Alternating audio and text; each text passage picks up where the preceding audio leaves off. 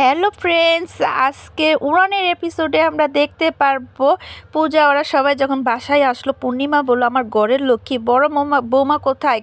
কিরে সম, কথা বলছি না শিব, আমার বৌমা কোথায়?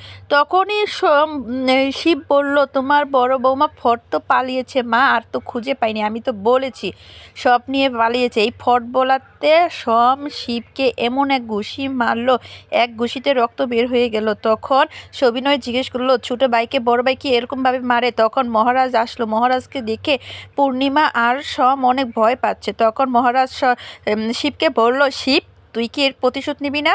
যা, তুই এর প্রতিশোধ নি। তখনই শিব এই সমকে একটা ঘুষি মারলো। ঘুষি মারাতে সমের নাক দিয়ে রক্ত বেরোচ্ছে। পূর্ণিমা তখন ব্লাডটা মুছে দিল। এদিক দিয়ে মহারাজ তো অনেক হাসলো। তখনই মহারাজকে পূর্ণিমা বলল যে তুই এটা ছোট ভাইকে দিয়ে বড় ভাইকে মার খাচ্ছিস, এসব কী করছিস? তখন বলল, শিব দেখ দেখ, তোর এটা আমাদের মা না, এটা শুধু একজনের মা, সমের মা।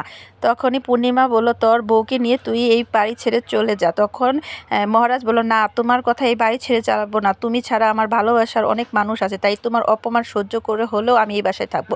এদিক দিয়ে মহারাজের স্কুলে যাওয়ার কারণে পূজাকে মহারাজ বকছিল। মহারাজ তো এদিক দিয়ে দরজা আটকিয়ে রেখেছে। এদিক দিয়ে পূজা একটু অভিনয় করলো, ও বাবা মেরে ফেলো তোমার ছেলে, বাঁচাও বাঁচাও। তখনই সবিনয় এসে বললো, এই মেয়েটাকে মারিস না। পূর্ণিমা তো এতে খুবই খুশি।